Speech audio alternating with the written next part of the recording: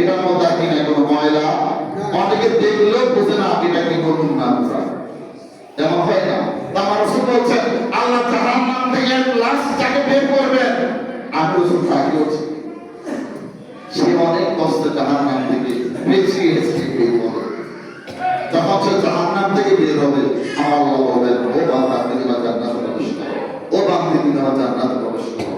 এবার ওই বান্দী সে অনেক কষ্ট করে জান্নাতের দরজা পর্যন্ত যাবে, কিন্তু দরজার ভিতরে সে দেখবে না, সে গেটের বাইরে অপেক্ষা করবে। সে সেখানে গিয়ে মনে করবে আল্লাহ আমি তো সর্বশেষ জান্নাত, কারণ তাকে এলান করে দেওয়া হবে তুমি এক লাস্ট জান্নাতি, তোমার পরে আর জান্নাতে প্রবেশ করবে।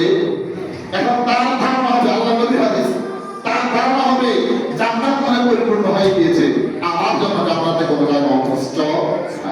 এখন সে জান্নাত পর্যন্ত যাবে, সে জান্নাতের বাইরে দাঁড়িয়ে থাকবে, এটা চিন্তা করবে আমার জন্য ভিতরে আর তিল পরিমাণ জায়গা থাকে, সেখান থেকে বেরোতে হবে। আল্লাহ দেখো বাবা জান্নাতে পাবি ঢুকো না কেন, সে বলবে ও বাবু জান্নাতে আমার জন্য জায়গা থাকে না।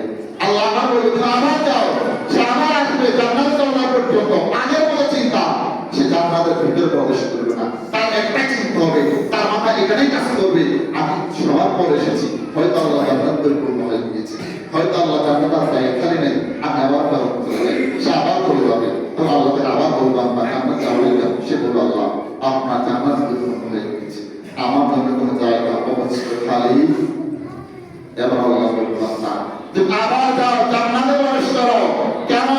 আল্লাহ বলবেন তুমি যে জান্নাতে সর্বশেষ যাবে, তুমি আসমান যত দূরত্ব ছিল তোমার জন্য এখন পর্যন্ত সেই দূরত্ব জায়গা খালি আছে।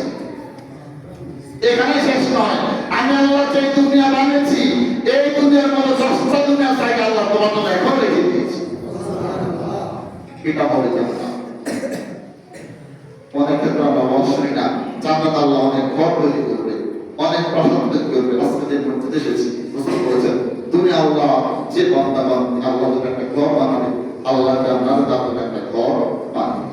সেই ঘরটা দুনিয়া ইট পাথর লোহার দিয়ে হবে না, সেই ঘরটা কিসের হবে? স্বর্ণের হবে, রৌপ্যের হবে, মণিমুক্ত হবে, তার মধ্যে যে পাথর থাকবে প্রত্যেকটা মণিমুক্ত হবে।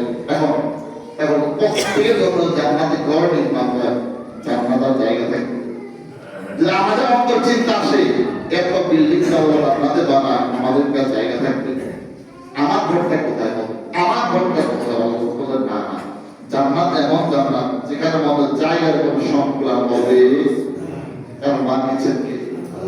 এখন কতটুকু পর্যন্ত করলে সংকুলান হবে বা হবে না এটা আমাদের চিন্তা, এটা আমাদের আমল, কিন্তু আল্লাহ তারা যিনি বানানোওয়ালা এগুলো ওনার কাছে কোনো ব্যাপার। কারণ যে আল্লাহ কোন বললে পায়কুন হয়ে যায়, হয় বললে হয়ে যায়, অপেক্ষা করা লাগে না, বারবার চিন্তা করতে হয় না। সে আল্লাহ জানে না আমার বাংলা সংখ্যা কত, আমার কোন বাংলা কি পরিমাণ দিলে খুশি হয়ে যাবে আমি আল্লাহর উপর, আমার আল্লাহ জানে না। এমন ভাবে নিজেকে করবো, এমন ভাবে নিজেকে তৈরি করবো যেন আমরা আল্লাহ জান্নাতে প্রবেশ করতে পারি। আল্লাহ জান্নাতের মধ্যে একটি স্তর হবে, প্রত্যেকটা স্তরে দুনিয়া আসমানের সমান গুরুত্ব হবে। আল্লাহ অনেক বর্ণনা দিয়েছেন জান্নাতে প্রবেশ করা তাদের জন্য এমন বান্দা যেগুলো মণিমুক্ত হবে, স্বর্ণের হবে, ডায়মন্ডের হবে। আল্লাহ আরো দিবেন, বলেছে আল্লাহ বলেছে তারাও যাবে, তাদের স্ত্রীরাও যাবে। এখন অনেক প্রশ্ন, যদি আমি জান্নাতে যাই, যদি আমার স্ত্রী জাহান্নামে যায় আমার কি? অথবা আল্লাহ আমরা বলছি, আমরা বলছি পরে আল্লাহ প্রত্যেক জান্নাতীকে দুজন করে হুর দিবেন, দুজন করে হুর কি? পবিত্র স্ত্রী। আল্লাহ বললেন আল্লাহ প্রত্যেকে এমন দুইজন হুর দিবেন যা অতি পবিত্র হবে, যারা কাউকে নিরাশ করবে না, তারা নিজে থেকেই বলবে ও বান্দা আমরা তোমাকে নিরাশ করবো না।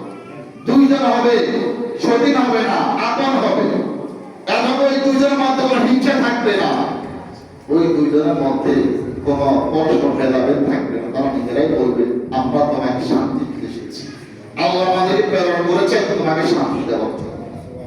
কিন্তু দুনিয়ার মেজামে যদি এমন হয়, ধরেন আমি সকালে বললাম 8টা বিয়ে করবো, বলবো